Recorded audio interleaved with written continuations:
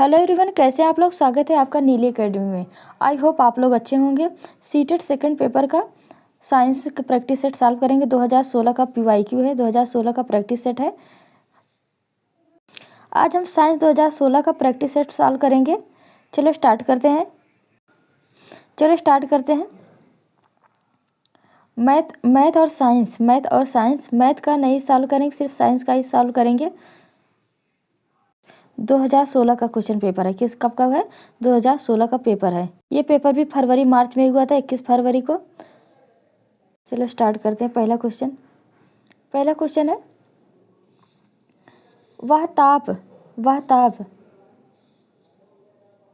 वह ताप जिस पर लौह चुंबक समाप्त हो जाता है तथा अनुचुंबकी कम हो जाता है क्या कहलाता है? उत्क्रमण ताप, बायल ताप, क्यूरी ताप, केल्विन ताप। इसमें से कौन सही हो जाएगा? सी सही हो जाएगा। कौन सा? सी सही हो जाएगा। वह ताप जिस पर लौह चुंबक समाप्त हो जाता है तथा पदार्थ अनुचुंबकी हो जाता है। जो पदार्थ होता है वो क्या हो जाता है? अनुचुंबकी हो जाता है। क्या कहलाता है? क्यूरी ताप। क्या कहता है? क्यूरी ताप।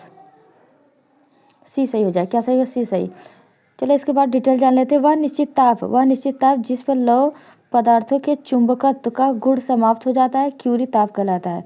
वह निश्चित तापमान जिस पर लौह पदार्थों के चुंबकत्व के गुण समाप्त हो जाता है, क्यूरी ताप कहलाता है। वास्तव में लौह तत्वों के इलेक्ट्रॉनों की अयुग्मित अनपेयर कर देता है, जिससे उसका चुंबकत्व समाप्त हो जाता है। ऐसे तत्वों को जिनमें अयुग्मित इलेक्ट्रॉन होते हैं अनचुंबकीय पदार्थ कहलाते हैं। क्या होते हैं? अयुग्मित इलेक्ट्रॉन होते हैं, जिसमें अनपेयर इलेक्ट्रॉन जिसमें होते हैं उसे क्या कहते हैं? अनचुंबकीय पदार्थ कहते हैं। क्या कहते हैं? अनचुंबकीय पदार्थ।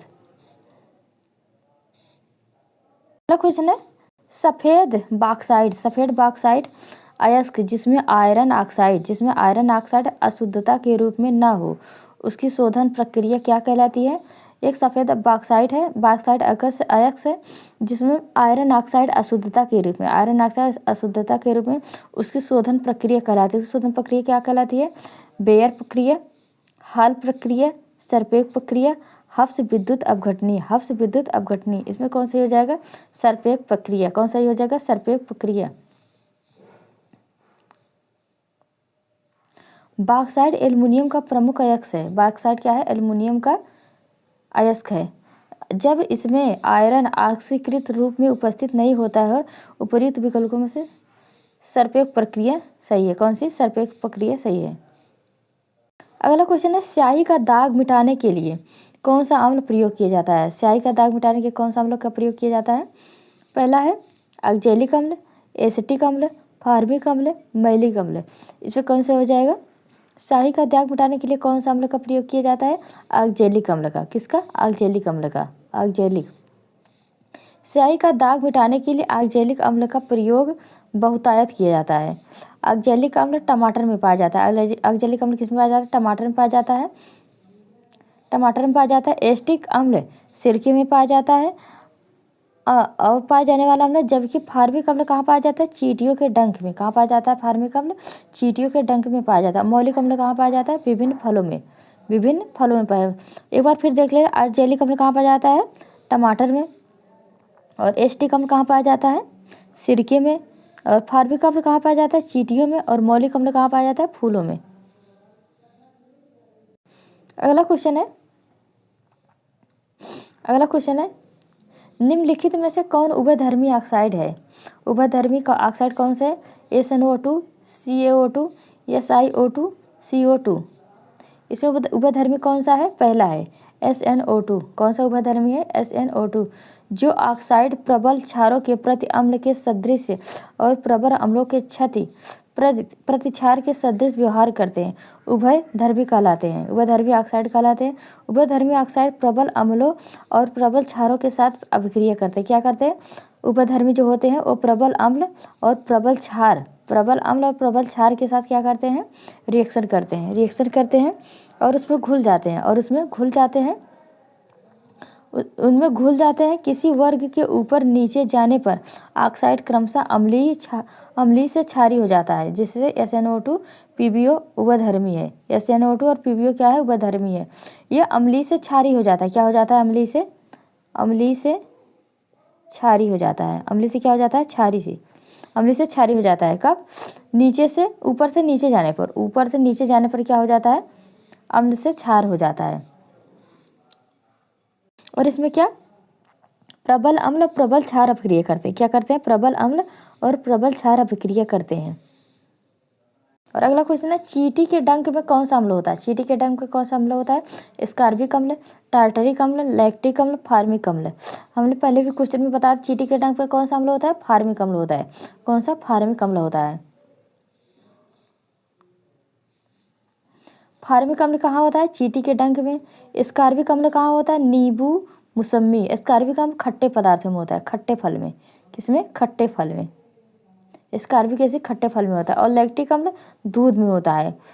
लैक्टोज से लैक्टेज में बदल देता है, लैक्टोज से लैक्टेज में बदल देता है, जिससे दूध का पीएच मान कम हो जाता है और दूध खट्टा हो जाता है। और टार्टिक अम्ल किस में पाया जाता है? इमली में। टार्टिक अम्ल किस में पाया जाता है? इमली में। फार्मिक अम्ल चींटी में पाया जाता है, स्कार्बिक नींबू और मौसम्मी में, लैक्टिक दूध में, टार्टिक अम्ल इमली में। और अगला क्वेश्चन है, सोडियम सल्फेट व बोरियम क्लोराइड के जलीय विलयन को जब एक परख नली में मिलाया जाता है तो कौन सा रंग अवक्षेप प्राप्त होता है? क्या क्या? सोडियम सल्फेट और bohrium chloride. Sodium sulphate bohrium chloride को एक जलीय विलयन है, जब उसको एक परख नली में मिलाया जाता है वह कौन सा रंग देता है? पीला, सफ़ेद, हरा, नारंगी। इसमें कौन सही हो जाएगा? नारंगी। कौन सा रंग देता है? नारंगी देता है, नारंगी। सोडियम सल्फेट तथा बेरियम क्लोराइड को जलीय विलयन को मिलाने पर सल्फोनेट बेरियम, क्या? सल्फोनेट बेरियम अवक्षेप प्राप्त होता है। कौन सा? Sulphonate barium. Sulphonate barium. Sulphonate barium का अवक्षेप प्राप्त होता है जो सफ़ेद रंग देता है। कौन सा रंग देता है? सफ़ेद रंग। सफ़ेद रंग भी सही हो जाएगा। और अगला क्वेश्चन है, निम्न में कौन सा न्यूनतम अभिक्रिया है? इसमें से कौन सा न्यूनतम अभिक्रिया है? पहला है आयरन, कॉपर, सिल्वर, गोल्ड। न्यूनतम अभिक्रियाशील कौन है? सबसे कम अभिक्रियाशील इसमें से कौन सा है? डी। कौन सा? D, gold. कौन सा? गोल्ड है। ना आयरन है, ना सिल्वर है, ना कॉपर है, गोल्ड है। ए जी। क्या? ए जी। किसी वर्ग के ऊपर से नीचे ओर जाने पर, ऊपर से नीचे आ रहा है, ऊपर से नीचे ओर जाने पर लक्षण बढ़ते हैं। क्या होते हैं? इंक्रीज होते हैं। लक्षण क्या होते हैं? इंक्रीज होते हैं, इंक्रीज होते, बढ़ते हैं।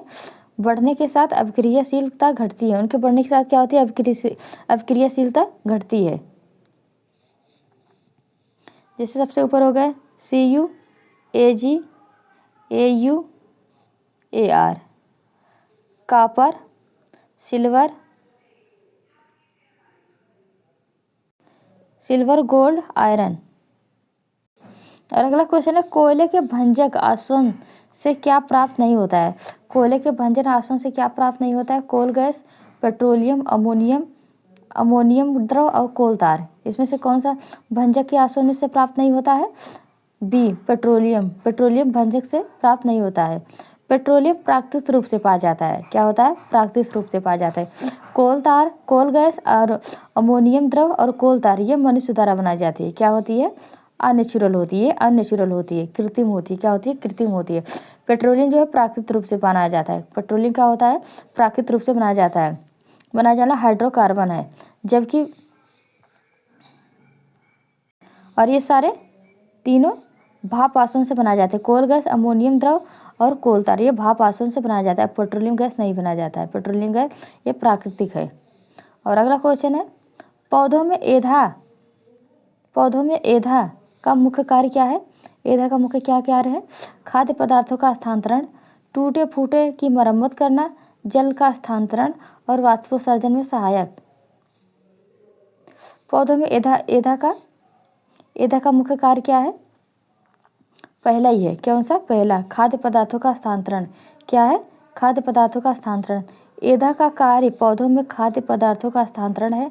जाइलम वाहिकाओं जल तथा खनिज पदार्थों का स्थानांतरण करती है तथा स्टोमेटा वाष्पोत्सर्जन में सहायक होता है। क्या होता है? स्टोमेटा वाष्पोत्सर्जन में सहायक करता है। जाइलम वाहिका क्या करती है? जल और खनिज को पदार्थों का हस्तांतरण करती है। जाइलम जो है वो पौधों को क्या करती है? जल तथा खनिज पदार्थों को अवशोषण करवाती है पौधों को जड़ों तक, पेड़ से पत्तियों से जड़ों तक अवशोषण करवाती क्या? खाद्य पदार्थों का और जल का। और जिसे स्टोमेटा वाष्पोत्सर्जन में सहायक होता है, जिसे स्टोमेटा क्या कहता है? वाष्पोत्सर्जन में सहायक होता है। और अगला क्वेश्चन है वह कार्बन का वह अस्थायी अपर रूप जिसे अभी तक हाल में खोजा गया है। किसे अभी हाल में खोजा गया है? C16, C60, C20, C56। Carbon का वह अस्थायी अपर रूप, कार्बन का कई अपर रूप होते हैं। कौन सा है जो हाल में ही खोजा गया है? बी सही हो जाएगा। कौन सा? बी सही हो जाएगा। कौन सा? बी, C16 को वकमिंस्टर फुलरीन कहते हैं। वकमिंस्टर फुलरीन कार्बन का स्थायी अपर रूप है जिसे हाल में ही खोजा गया है। और अगला क्वेश्चन है शैवाल और कवक के परस्पर सहयोग से बनने वाले सहजीवन पौधों को क्या कहते हैं? फ्यूनेरिया, लाइकेन, मार्केंसिया और रिक्सिया। ये सब क्या है? फ्यूनेरिया क्या है? ब्रायोफाइट है। फ्यूनेरिया क्या है? ब्रायोफाइट है। मार्केंसिया क्या है? टेरिडोफाइट है। क्या है? टेरिडोफाइट है। फ्यूनेरिया ब्रायोफाइट है, ये सब टेरिडोफाइट है। लाइकेन क्या है? सहजीवी है। इसमें क्या होता है? एल्गी और फंगस दोनों पाए जाते हैं। एल्गी और फंगस दोनों पाए जाते हैं।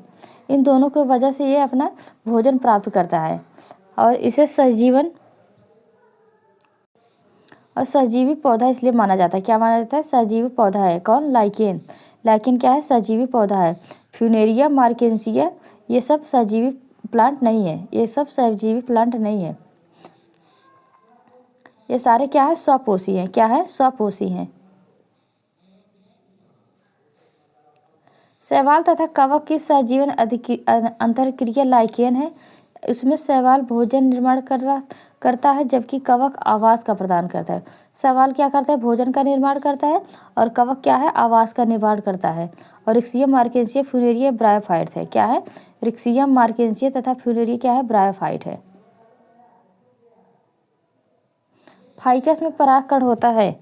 फाइकस में परागकण पाया जाता है कीटों द्वारा, वायु द्वारा, जल द्वारा, चींटियों द्वारा। फाइकस में परागकण होता है किसमें द्वारा? फाइकस में परागकण किसके द्वारा होता है? कीटों द्वारा होता है कि वायु द्वारा होता है कि जल द्वारा होता है, चिड़ियों द्वारा होता है। फाइकस में परागकण किसके द्वारा होता है? कीटों द्वारा होता है। किसके द्वारा होता है? कीटों द्वारा। फाइकस को क्या कहते हैं? गूलर कहते हैं। फाइकस को हिंदी में क्या कहते हैं? गूलर। फाइकस में परागकण कीटों द्वारा होता है, इसलिए हमें प्रायः गूलर के पुष्प के अंदर छोटे छोटे कीड़े दिखाई देते हैं। गूलर के जो फूल होते हैं उसके अंदर क्या कर होता है? छोटे छोटे कीड़े दिखाई देते हैं और इसीलिए इनका परागकण होता है कीटों द्वारा ही। कीटों द्वारा इनका परागकण होता है। और अगला क्वेश्चन है मनुष्य का कौन सा अंग अवशेषी अंग माना जाता है? इसमें कौन सा अवशेषी अंग माना जाता है? कर्णपल्लव की मांसपेशियां, कर्णपल्लव, क्षुद्रांत, दांत। इसमें कौन सा है? अवशेषी अंग माना जाता है। दांत तो अवशेषी नहीं होगा, न क्षुद्रांश होगा। ये कर्णपल्लव की जो मांसपेशियां होती हैं वो अवशेषी होती हैं। कर्णपल्लव की मांसपेशी क्या होती है? अवशेषी होती हैं। चलो इसके बारे में डिटेल में जान लेते हैं। मनुष्य में कर्णपल्लव की पेशियां शरीर पर रोम, उत्तंडकुच्छ, उंडुकपुच्छ व उंडुकपुच्छ या वर्मीफार्म का अपेंडिक्स इत्यादि अवशेषी होंगे। ये सब क्या है? अवशेषी है। मनुष्य में कर्ण, पल्लों की पेशियां, शरीर में रोम, ये सब क्या है? अपेंडिक्स, ये सब क्या है? अवशेषी अंग है। और अगला है स्तनधारियों में। अगला क्वेश्चन है स्तनधारियों में कौन सा अंग श्वसन में सहायक नहीं है? कौन सा अंग श्वसन में सहायक नहीं है? पसलियां, उदर पेशियां, डायफ्राम, लैरिक्स। इसमें से कौन सा श्वसन में सहायक नहीं है? लैरिक्स। लैरिक्स कहाँ पाया जाता है? गले में पाया जाता है। लैरिक्स कहाँ पाया जाता है? गले में पाया जाता है। ये स्तनधारियों में श्वसन अंग के लिए सहायक नहीं है। पसलियां भी है, डायफ्राम भी है और उदर पेशियां भी है। इसमें से कौन सा हो जाएगा? लैरिक्स। लैरिक्स सहायक नहीं है श्वसन में, रेस्पिरेटरी सिस्टम में लैरिक्स सहायक नहीं है। उदर पेशियां, पसलियां, डायफ्राम इत्यादि सभी फेफड़े का आयतन घटाकर बढ़ाकर श्वसन का श्वसन करने में सहायक करती हैं। श्वसन करने में क्या सहायक करती है? लैरिक्स क्या है? स्वर यंत्र है। लैरिक्स क्या है? स्वर यंत्र है। ये गले में पाया जाता है। कहाँ पाया जाता है? गले में लैरिक्स पाया जाता है। और स्वर ग्रंथि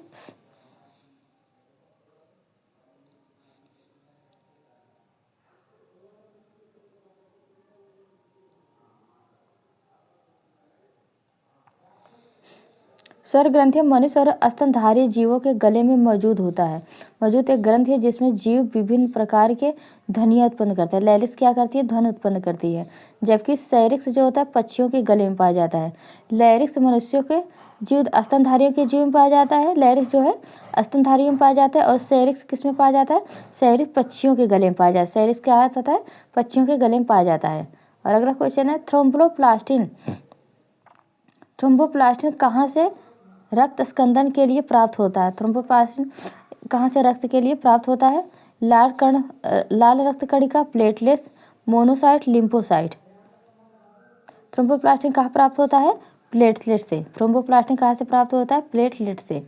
ना लाल रक्त से, ना मोनोसाइट से, ना लिम्फोसाइट से, सिर्फ प्लेटलेट से।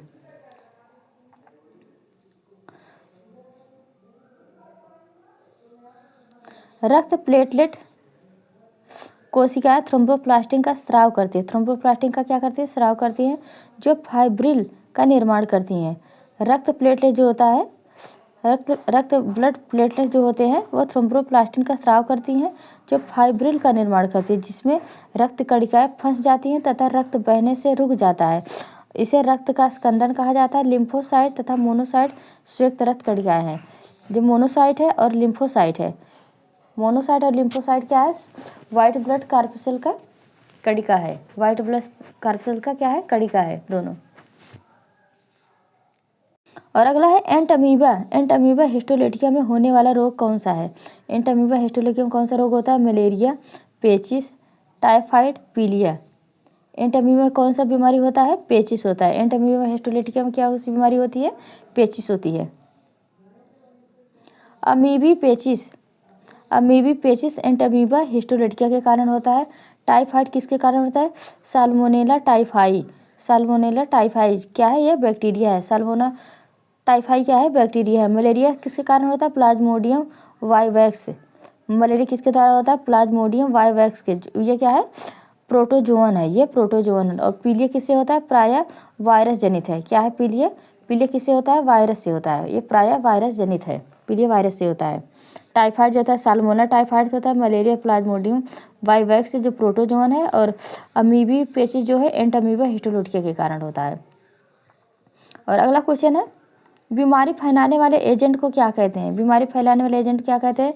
Secretin, prolactin, amylase, pathogen. बीमारी फैलाने वाले एजेंट को क्या कहते हैं? पैथोजन कहते हैं। क्या कहते हैं? पैथोजन कहते हैं।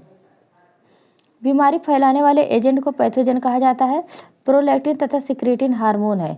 जो प्रोलैक्टिन और सिक्रेटिन ये क्या है? हार्मोन है। जबकि एमाइलेज क्या है? एंजाइम है। एमाइलेज क्या है? ये एंजाइम है। एंजाइम है। एमाइलेज क्या है? एंजाइम है। ये क्या है? हार्मोन है। हार्मोन, ये दोनों हार्मोन है। और एमाइलेज एंजाइम है। और पैथोजन क्या है? एजेंट है बीमारी का। इसमें से कौन सही हो जाएगा? डी। तो पीडीएफ ठीक से निकला नहीं है तभी थोड़ा ब्लर दिख रहा है। क्वालिटी आप मोबाइल की सही करेंगे, थोड़ा ज़्यादा करेंगे 420 या 40 पे तो अच्छा 360 वाट पर अच्छा दिखेगा। और अगला क्वेश्चन है खाद्य श्रृंखला में शाकाहारी कौन सा है? प्राथमिक उत्पादक, प्राथमिक उपभोक्ता, द्वितीय उपभोक्ता, अधघटक। खाद्य श्रृंखला होती है जो इसमें कौन सा शाकाहारी है? बी है, प्राथमिक उपभोक्ता। प्राथमिक उपभोक्ता जो है क्या है? शाकाहारी है। पेड़ पौधे उत्पादक हैं। पेड़ पौधे क्या होते हैं? उत्पादक होते हैं। शाकाहारी प्राथमिक उपभोक्ता होता है। मांसाहारी द्वितीयक व तृतीयक उपभोक्ता होता है। जीवाणु और कवक किस में आते हैं? अपघटन में। जीवाणु क्या होते हैं? अपघटक में आते हैं। और अगला क्वेश्चन है जमीन के अंदर रहने वाले जंतुओं को सुरक्षित रखा जा सकता है। जमीन के अंदर रहने वाले जंतुओं को कैसे सुरक्षित रखा जा सकता है? टेरेरियम में, वाइवेरियम में, एक्वेरियम में, चिड़ियाघर में। जमीन के अंदर रहने वाले जंतुओं को कैसे सुरक्षित रखा जाता है? टेरेरियम में। किसमें? टेरेरियम में। टेरेरियम में। टेरेरियम जमीन के अंदर रहने वाले जंतु होते हैं। और वाइवेरियम क्या है? वायुमंडल जंतु होते हैं। वाइबेरियम कहाँ कौन रहते हैं? वायुमंडलीय जंतु रहते हैं। और एक्वेरियम में जलीय जंतु रहते हैं। और चिड़ियाघर में स्थलीय जंतु रहते हैं। चिड़ियाघर में कौन से रहते हैं? स्थलीय जंतु रहते हैं। और अगला क्वेश्चन है सूक्ष्म शिक्षण। सूक्ष्म शिक्षण का उद्देश्य क्या है?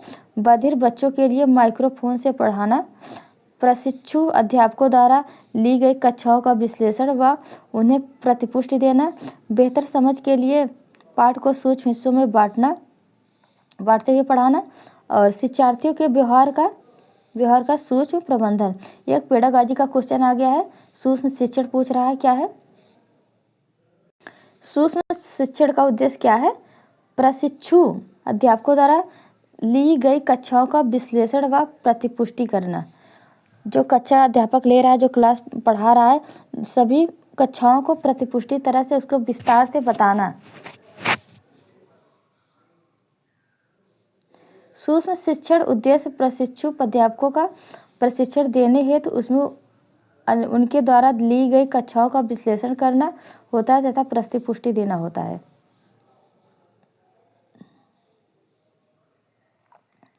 ये भी पेडागॉजी का क्वेश्चन है। 5 पेडागॉजी के क्वेश्चन पूछते हैं बायोलॉजी में, साइंस में। साइंस के क्वेश्चन 5 पेडागॉजी क्वेश्चन पूछते ही हैं। अगला क्वेश्चन है 5 नहीं 15 पूछते हैं शायद। पहले इतना पेडागॉजी क्वेश्चन नहीं पूछे जाते, तब ज़्यादा पूछे जाते हैं। एक अच्छा विज्ञान शिक्षण क्या है? एक अच्छा विज्ञान शिक्षण क्या है? विद्यार्थियों की कमजोरियों का नज़रअंदाज करे, विद्यार्थियों में अंतर्निहित योग्यताओं का विकास करे, और कक्षा में गति और मित्रता व्यवहार करता है, और विद्यार्थियों को उनकी त्रुटियों को सुधारने का हेतु दंड देना चाहिए। ये निगेटिव है। दंड देना ये निगेटिव है। और कमजोरियों को नज़रअंदाज करना ये भी निगेटिव है। ये दंड देना निगेटिव, नज़रअंदाज करना ये भी निगेटिव है। और कक्षा में अति मित्रता व्यवहार ये भी थोड़ा बहुत सही है, लेकिन सबसे ज़्यादा सटीक आंसर कौन सा है? विद्यार्थियों में अंतर्निहित योग्यताओं का विकास करना। विद्यार्थियों में अंतर्निहित योग्यताओं का क्या करना? विकास करना। एक अच्छे शिक्षक का कार्य विद्यार्थियों में अंतर्निहित योग्यताओं का विकास करना। और अगला क्वेश्चन है, ये थोड़ा लंबा क्वेश्चन है। विज्ञान शिक्षण करते समय सजीव वस्तुओं पर कई पहलुओं से दृष्टिपात कर सकते हैं। एक पहलू आणविक स्तर पर भी होता है, यह जीवन का वर्णन आधार है। ये भी ये भी पेडागॉजी के क्वेश्चन है। विज्ञान शिक्षण करते समय सजीव वस्तुओं पर कई पहलुओं के दृष्टिपात कर सकते हैं। एक पहलू आणविक स्तर पर भी होता है, जीवन का वर्णन क्या है? न्यूटन का नियम, ग्रहों के गति का भौतिक अभिव्यक्ति, पदार्थ ऊर्जा का अंतर्निहित, और ग्रहों का वेग संबंध। इसमें से कौन सा हो जाएगा? दूसरा। कौन सा हो जाएगा? दूसरा। ग्रहों की गति का भौतिक अभिव्यक्ति। ग्रहों की गति का भौतिक अभिव्यक्ति।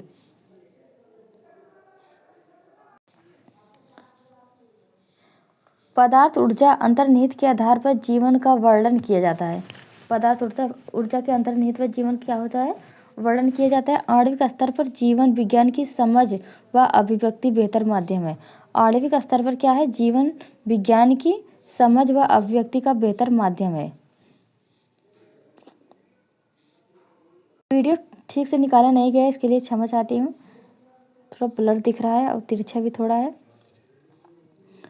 प्रकाश के किस रंग के लिए किसी लेंस की फोकस दूरी अधिकतम क्या होती है?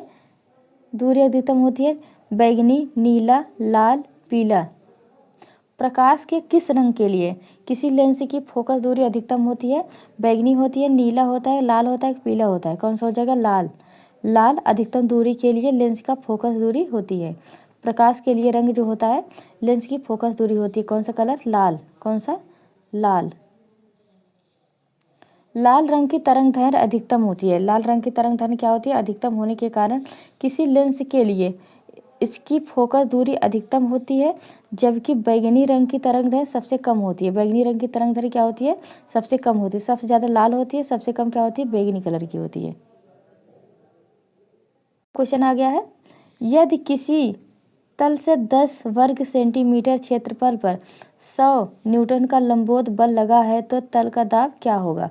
पहला है 1 × 10⁵ 5 न्यूटन प्रति मीटर, 10 × 10⁵ 5 न्यूटन प्रति मीटर स्क्वायर, 1 × 10⁻⁻5 न्यूटन प्रति स्क्वायर, 10⁻6 न्यूटन मीटर प्रति स्क्वायर। इसमें कौन सही हो जाएगा? इसमें पहला सही हो जाएगा। 10 वर्ग सेंटीमीटर क्षेत्रफल पर 100 का न्यूटन लंबवत बल कितना होगा? 1 × 10⁻5, 1 × 10⁻5 न्यूटन प्रति मीटर, 1 × 10⁻5 न्यूटन प्रति मीटर। दाब बराबर बल बटे क्षेत्रफल। इसका सूत्र क्या हो जाएगा? दाब बराबर बल बटे क्षेत्रफल। इसी आधार पर यह सवाल लगेगा। और अगला क्वेश्चन है, यदि किसी पिंड की गतिज ऊर्जा में 0.1% की वृद्धि हो रही है, किसी पिंड की गतिज ऊर्जा में 0.1% की वृद्धि होती है तो उसके संवेग में प्रतिशत क्या होगी? उनसे संवेग में क्या कौन सी प्रतिशत होगी? 0.05%, 0.1% की 1.0% की 10%। इसमें से कौन सही हो जाएगा? इसमें पहला सही हो जाएगा 0.05%, 0.5%। और ये गतिज ऊर्जा का सूत्र है 1/2 mv स्क्वायर, 1/2 mv स्क्वायर गतिज ऊर्जा का सूत्र है ये।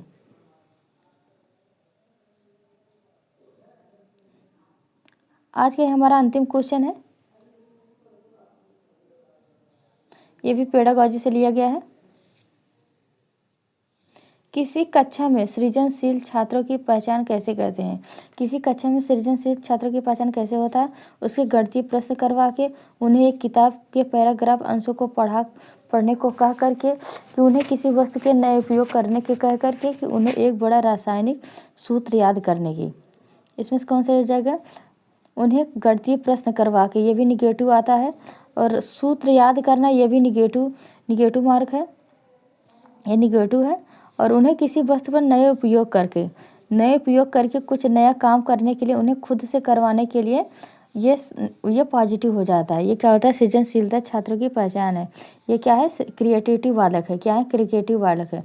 उन्हें किताब के पैराग्राफ अंशों को पढ़ाकर, इसमें कोई सृजनशीलता की बात नहीं है। उन्हें पैराग्राफ पढ़ाकर उन्हें उसमें कोई सृजनशील नहीं आएगा, क्रिएटिविटी नहीं आएगी, ना सूत्र याद करने में, ना प्रश्न करवा के नए उपयोग करवा के का इसमें सृजनशीलता है।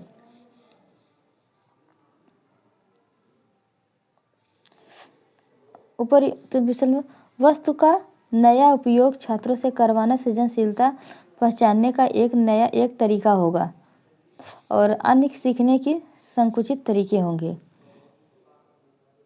अगर आप वीडियो पे नए हैं तो लाइक करें, कमेंट करें और चैनल को सब्सक्राइब कर लें। अब इसके आगे से कल से मैं कंटिन्यू करूँगी, सारे क्वेश्चन पेपर सॉल्व कराऊंगी। जब तक पेपर हुआ 2025 तक के सीटेट के सारे क्वेश्चन पेपर सॉल्व करवाऊंगी। आप वीडियो पर रोज लगातार आए, बने रहें, मेरी वीडियो लाइक करें, कमेंट करें। मैं सारे प्रैक्टिस सेट सॉल्व करवाती हूँ। मैं सब चीज़ का तैयारी करवा रही हूँ। सीटेट, टेट, UPLT सब चीज़ का तैयारी करवा रही हूँ।